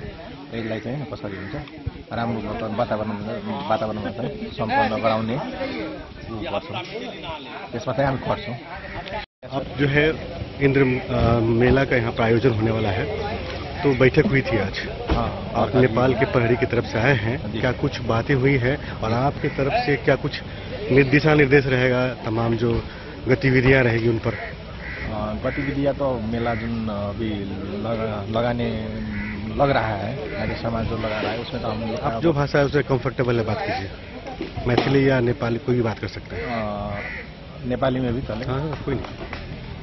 ठिकै छ। अब यस्तो छ, अब मेला जुन छ नि, अब यहाँको स्थानीय अब कल्चर अनुसारले परम्परा जुन छ त्यही हिसाबले अब लगाइराख्नु भएको छ। अब त्यसमा चाहिँ अब नेपाल प्रहरीको जुन भूमिका छ नि, स्पेशली अब यहाँ चाहिँ अब सुरक्षा दिने, त्यसमा चाहिँ अब तदारुकताका साथ हामी खट्छौँ। भारत मैत्री संबंध है, हमारा जुन सम्बन्ध है वाली चीज हो गई है। सर, विधि व्यवस्था को लेकर के कैसे क्या सुरक्षा के निजाम रहेगा? जो स्थानीय थाना है उनसे वार्ता की गई है, उनके साथ भी मीटिंग की जाएगी। आज भी मीटिंग हुई है।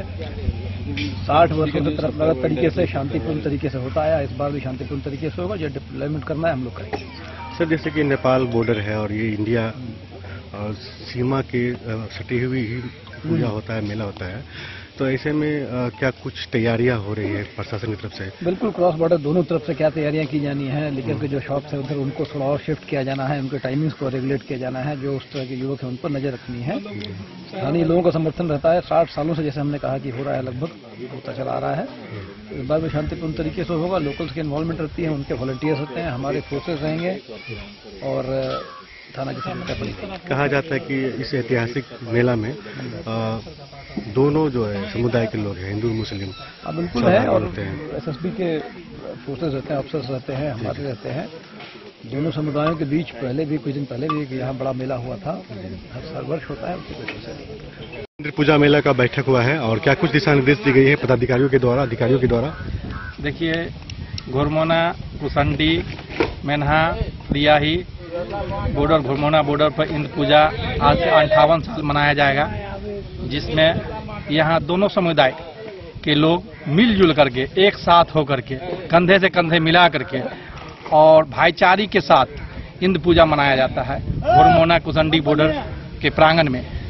और हमारे सभी पदाधिकारी के मौजूदगी में आज जो बैठक हुई है, शांति समिति की बैठक, जो हर साल के भांति इस साल भी बैठक हुआ है और भाईचारे के साथ प्रशासन का कहना हुआ कि भाईचारे के साथ ये जो इंद्र मेला लग रहा है वो साथ निभावे, एकजुट होकर के दोनों देश के समुदाय के आदमी मिल करके एक साथ मेला को निभावे। जैसे पहले जमाने से ही मेला लगते आ रहा है, उसी साथ से फिर इस भांति भी लग रहा है।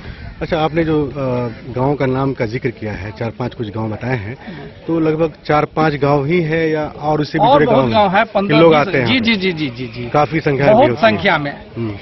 तो इस बार भव्य रूप से मनाने का रूप से मनाया जाएगा जी, यही हमें कहना है।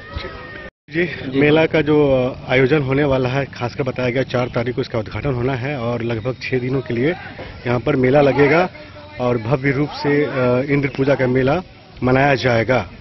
आज बैठक हुई है, काफी अधिकारी पदाधिकारी यहाँ मौजूद थे दोनों देश के, और दोनों के बीच जो बातें हुई है इस पर आप लोगों को कितना सहमति जताया गया है और कितने जो आपके वॉलेंटियर है वो यहाँ मौजूद रहेंगे मेले को लेकर? और अनुमंडल से आया पदाधिकारी के द्वारा जो बताया गया कि अपना वॉलेंटियर रखेंगे और मेला में विधि व्यवस्था को बनाए रखेंगे, तो 40 से 50 के लमसम वॉलेंटियर रहेंगे, हमारे सदस्य होते हैं मेला में। और हम लोग जो है इसको अच्छे ढंग से निर्वहन करते आए हैं। हम लमसम 20 साल से इस मेला से जुड़े हुए हैं, 20 साल का अनुभव है हमारा और अभी तक अच्छे निकला है। इस साल भी बेहतर ढंग से हम लोग मेला को समापन करेंगे और कार्यक्रम जो है 2 रोज का उसको भी अच्छे ढंग से निकालेंगे। अच्छा, इसमें जो है कुछ सांस्कृतिक कार्यक्रम भी है? इसमें आपको 2 रोज का कार्यक्रम रखा गया है। एक कार्यक्रम है आपको जो नेपाल के गायक है भागवत मंडल, उनका कार्यक्रम है 9 तारीख को, और नेपाल के एक डांसर है मशहूर प्रीति पासवान, उनका कार्यक्रम 10 तारीख को है। हम आपके चैनल के माध्यम से हम श्रोता को सूचित करना चाहते हैं कि भारी से भारी संख्या में आवे और शांतिपूर्ण ढंग से इस कार्यक्रम का आनंद उठाएं। कमेटी के अध्यक्ष हैं आप। मेला को लोग देखने आएंगे और भीड़ होगी हजारों की संख्या में, सैकड़ों की संख्या में, तो विधि व्यवस्था को लेकर के क्या कुछ तैयारियां हैं और आपके द्वारा क्या कुछ आपके अध्यक्षता में किया जाएगा?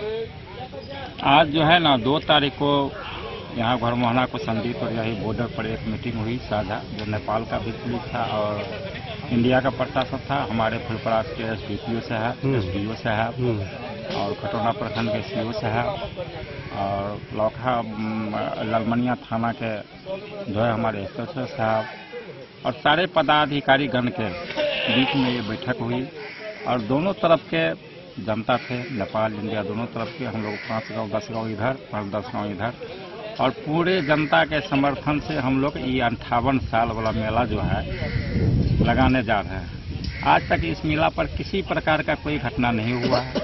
हम लोग हिंदू मुस्लिम एक होकर के इसमें फर्क नहीं बुझाता है कि जो दोनों समुदाय के बीच में ऐसा मेला लगता है और कहने का भी महसूस नहीं होता है और हम चाहते हैं कि शांति से शांति।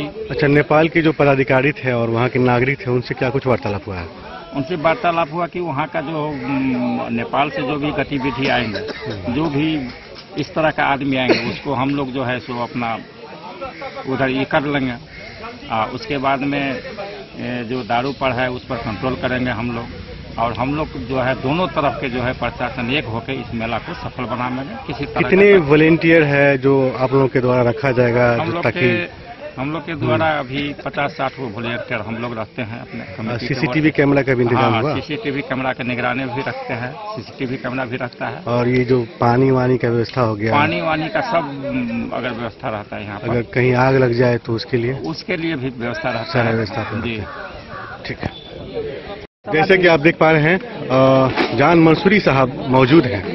आपको मैं बता दूं कि इनके नाम से आपको पता चलेगा कि इनके अंदर में कितना जान है और ये कितने लोगों के जान है। तो जान मंसूरी साहब प्रत्येक वर्ष लगभग 58 वर्षों से यहाँ पर इंद्र पूजा मेला का आयोजन दोनों देश के नागरिक जिसमें हिंदू और मुस्लिम की बाहरी सहभागिता होती है और भव्य रूप से मनाया जाता है। तो ऐसे में इस बार भी आज बैठक हुई है इस मेला को लेकर के। क्या कुछ बातें हुई है, क्या कुछ चर्चा किया गया है, किस तरह का आयोजन रहेगा?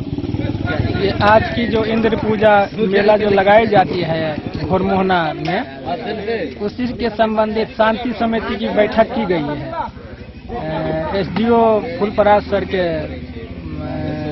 अध्यक्षता में। और यहाँ शांति वातावरण और जो भी कार्यक्रम है यहाँ तो शांति पूर्ण रूप से मनाने को उन्होंने कहा है। और हम लोग भी बिल्कुल ही हमारे जितने भी वॉलंटियर हैं तो कार्यक्रम होते हैं तो हम लोग बिल्कुल ही शांतिपूर्वक मनाने की कोशिश करते हैं। ऐसा ही सदियों से आते रहा है, इस बार भी बिल्कुल शांतिपूर्वक मेला रहेगा। कमेटी पूरे तत्पर है। कितने दिनों का मेला रहेगा? ये 4 तारीख का ओपनिंग है और 10 तक मेला रहेगा। 11 को मूर्ति भसान है। जन न्यूज के लिए राशिद रजा की रिपोर्ट। खबरों का सिलसिला जारी रहेगा, जल्द ही लौटेंगे एक छोटे से ब्रेक के बाद। आप बने रहिए हमारे साथ। गोकुल राज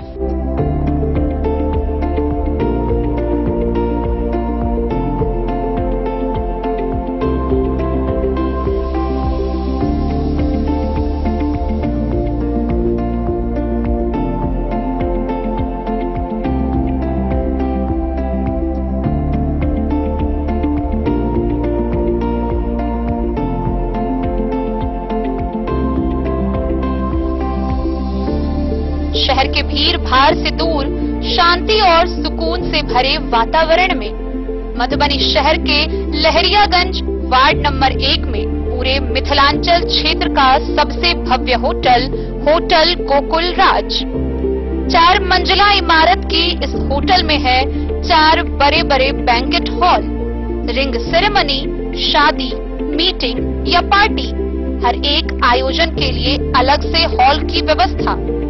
रेस्टोरेंट की व्यवस्था जहां एक से बढ़कर एक लजीज व्यंजनों का मिलेगा संगम और रहने का उचित प्रबंध, suite room, AC room, non AC room से सुसज्जित होटल जहां लिफ्ट की भी है व्यवस्था, पार्किंग का पूरा इंतजाम। तो आइए और इस जिंदगी में खुशियों से भरी यादें शामिल करिए। होटल गोकुल राज मधुबनी में आप लोगों का स्वागत है।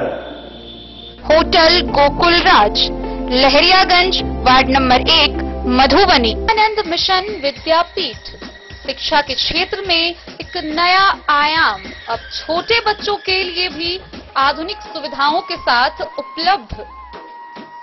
विवेकानंद मिशन विद्यापीठ जूनियर, जहां क्लास प्री नर्सरी से 5th स्टैंडर्ड तक के बच्चों का एडमिशन प्रारंभ है।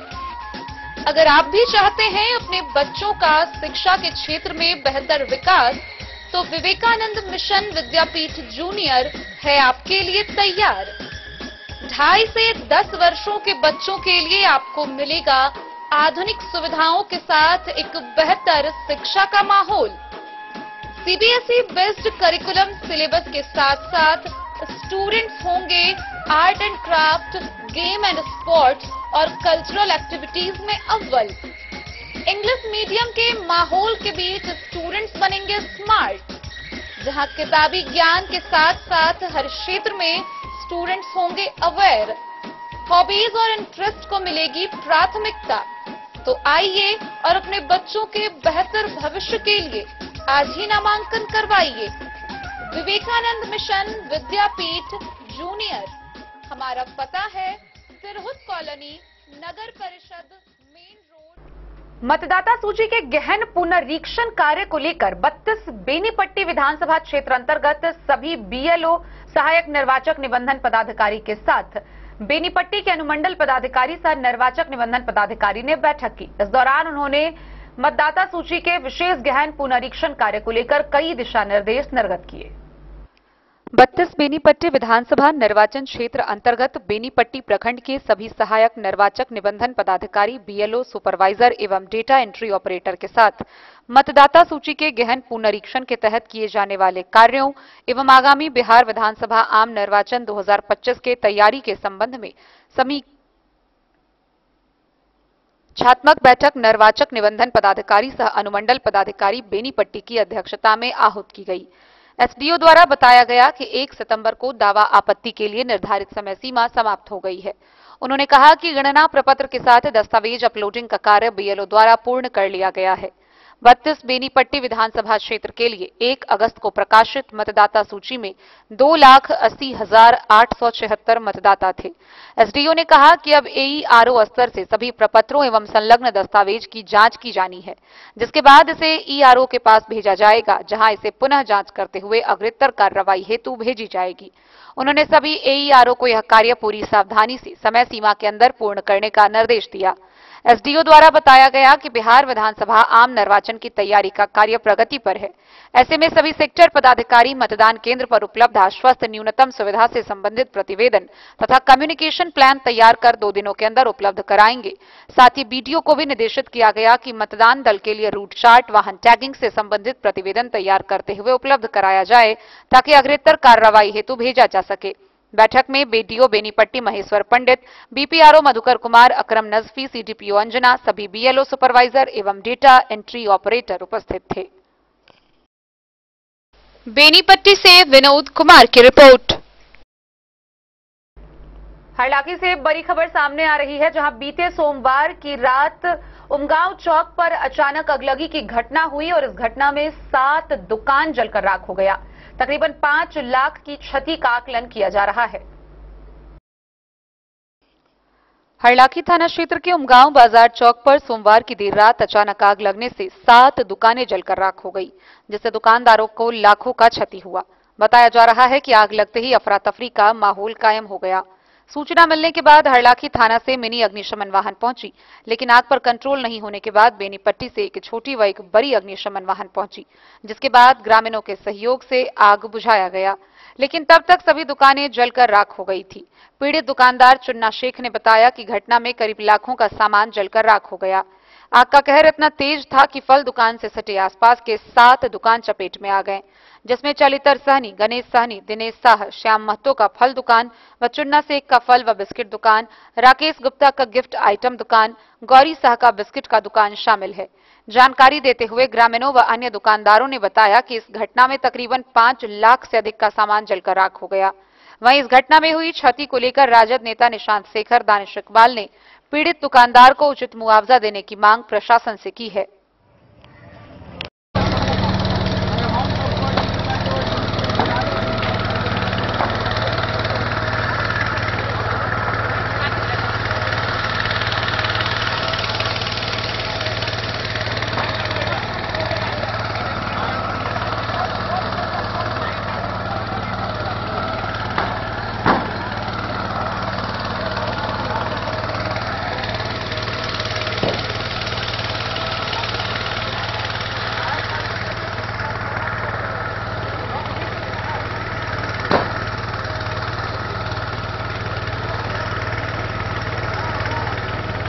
इसमें आपका भी दुकान चला है?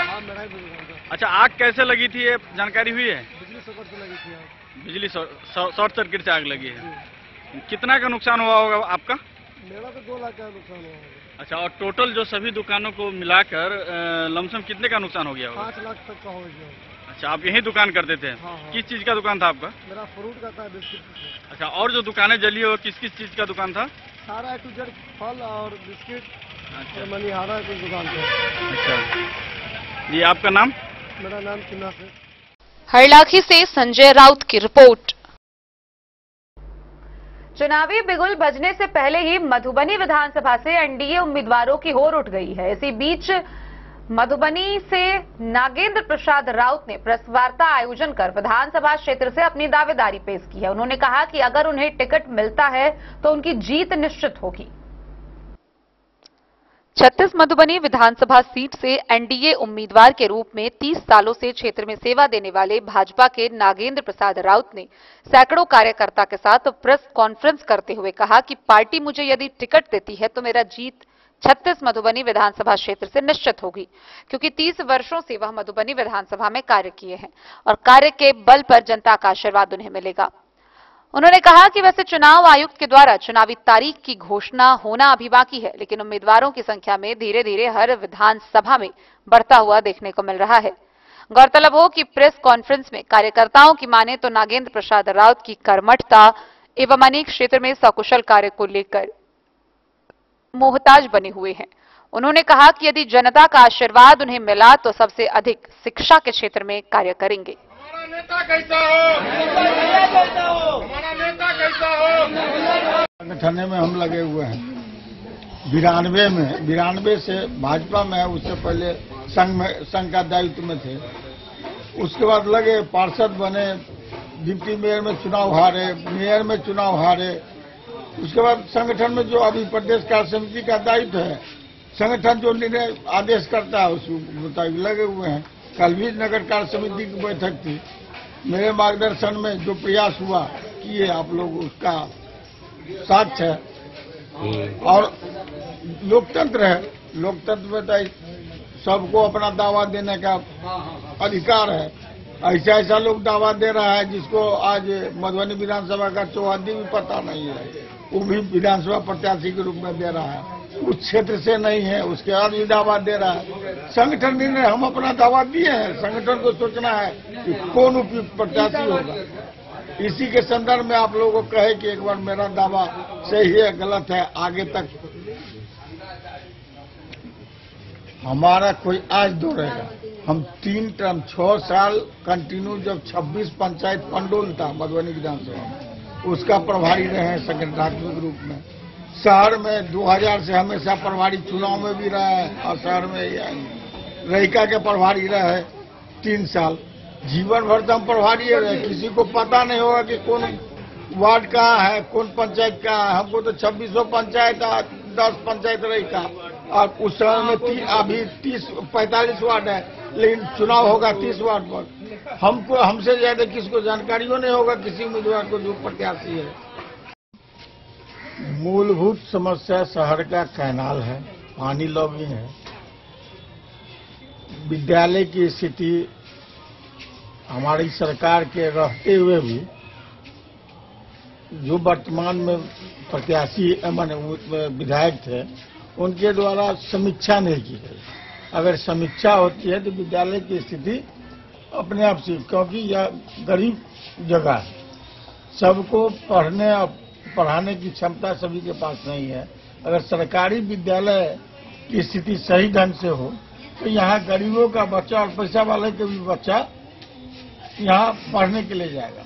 और अगर हमको आशीर्वाद जनता की मिल जाती है तो विधानसभा में पहला आवाज उठाएंगे कि गरीब का भी बच्चा और पैसा वाले की भी बच्चा सरकारी विद्यालय में पढ़े, प्राइवेट विद्यालय में नहीं पढ़े, ऐसा नियम लाने का प्रयास करेंगे। सबसे बड़ी बात है स्वास्थ्य की भी समस्या है। जैसे हमारे भारत सरकार आयुष्मान योजना तो दी है, लेकिन बहुत सा अस्पताल ऐसा है कि केवल सर्जरी में इलाज करने के लिए तैयार रहता है, मेडिसिन का चक्कर पड़ता है, मेडिकली चक्कर चलता है, तो वो कहता है कि आयुष्मान से हम इलाज नहीं करेंगे। जबकि भारत सरकार स्पष्ट रूप में कहती है कि मेडिकल चक्कर हो या सर्जरी चक्कर हो, उसमें इलाज कराना है, उसकी समीक्षा और आवाज उठाएंगे। तीसरी है यातायात की समस्या जो है, यातायात की समस्या यहाँ दोहन परिवहन विभाग द्वारा दोहन किया जाता है। जैसे यहाँ कोई निगरानी नहीं है, मधुबनी से दरभंगा जाने के लिए 60 रुपया लेता है, जबकि अगर पेट्रोल का दाम कम हो गया तो उसका भी रेट कम निर्धारण होना चाहिए, कम होना चाहिए। और एसी बस का दाम है 60 रुपया, लेकिन जनरल बस भी 60 रुपया लेता है। इसका निगरानी डीटीओ के द्वारा नहीं होता। ये स्थानीय समस्या है। अगर सही में नेतृत्व सही रहे, विधायक सही रहे, तो इस पर निगरानी किया जा सकता है। नागेंद्र भैया क्या चाहते हैं कि वो चुनाव लड़े? हाँ, लड़े। इनके जीतने से आप लोग को फायदा होगा? हाँ, फायदा है। इनका जीतने से फायदा है। ऐसे पहले जो जीत रहे इनमें की फायदा के लगा गए? सब काम करे है ना। होना चाहिए क्योंकि काम करने वाला आदमी है। माने जब एक मामूली कमिश्नर थे तो पूरा रोड नाला, यहाँ का समुदाय भवन, सारा का विकास वही किए। पब्लिक का एक भी पेंशन जो है इनके समय में एक भी आदमी बिना पेंशन का नहीं रह गए। तो ये सब तो की है। कमिश्नर का जितना पावर था वो तो हमेशा सब चीज के बाथरूम वाला पैसा सबको दिलवाए, यहाँ जो है मकान वाला में दिलवाए, तो यहाँ तो बाद में दूसरा कमिश्नर हो गए। बुझबे करते सब जो है लूट फूट में लगा हुआ है, और जिन सबका पुराना भी दिया गया है वो भी उनको नहीं मिल रहा है। तो हमारा नेता तो सही चाहिए ना कि हम लोग के लिए करे। कैसा नेता चाहते हैं? क्या नाम है उनका? नागेंद्र राव जैसा होना चाहिए। मधुबनी से फिरोज आलम की रिपोर्ट। मधुबनी में मिथिला वाहिनी के स्थापना दिवस का आयोजन किया गया। मिथिला वाहिनी के स्थापना दिवस का आयोजन पंडौल प्रखंड के शाखा कार्यालय में आयोजित किया गया। मिथिला वाहिनी के स्थापना दिवस के अवसर पर मिथिला वाहिनी के कार्यकर्ता, सहयोगी और सदस्यों द्वारा मिथिला वाहिनी के मधुबनी जिला अंतर्गत पंडौल प्रखंड के शाखा कार्यालय में स्थापना दिवस कार्यक्रम मां सीता को पुष्प अर्पित करते हुए जय जय भैरवी गोसाउनी गीत गाते हुए मां मैथिली और मिथिला का जयघोष करते हुए हर्षोल्लास से मनाया गया। कार्यक्रम की अध्यक्षता विद्यानंद ठाकुर द्वारा किया गया। कार्यक्रम में मुख्य अतिथि के रूप में मिथिला वाहिनी के संस्थापक सह मुख्य संरक्षक मेहर कुमार झा महादेव उपस्थित रहे। मेहर झा महादेव ने उपस्थित सभी कार्यकर्ताओं, सहयोगी और सदस्यों को इस अवसर पर बहुत बधाई दी। साथ ही बताया कि संस्था किस तरह से अपने संस्कृति, भाषा, साहित्य, कला और धरोहरों के संरक्षण और संवर्धन के लिए कार्य कर रही है। क्योंकि मिथिला वाहिनी पहले एहन संगठन है जो लोग के चाहे छै यहाँ के चेहरा घुसावल है। बाकी राजनीति अपन आका के लिए लड़े छे, यहाँ फल्ला के पार्टी के लोग फल्ला के छे, लेकिन पहले एहन संगठन है जो मिथिला और मैथिली के लिए लड़े छे। और मैथिली के प्राथमिक पाठशाला में विलम्ब पढ़ाई शुरू हो के लिए हम सब आंदोलन किया। कि हर भाषा में हो, हिंदी में, अंग्रेजी में, उर्दू में, तमिल में, बंगला में। आई मैथिली में एकदम शिक्षक बहाली थे जो बंगाल के लोग नहीं थे, तमिलनाडु के लोग नहीं थे, महाराष्ट्र केरला के लोग नहीं थे, एकदम मिथिला के लोग के रोजगार में। कोई बहाने जैसे होते शिक्षक के बहाली है हम आवे वाला पीढ़ी कि अपन संस्कार विसरल जाए। Bureau report Madhubani. तो आज की इस बुलेटिन में फिलहाल इतना ही। कल फिर हाजिर होंगे नई खबरों के साथ। तब तक दीजिए पूरी टीम को इजाजत और मधुबनी की हर छोटी बड़ी खबरों के लिए देखते रहिए डेन न्यूज, खबरें आप तक। नमस्कार।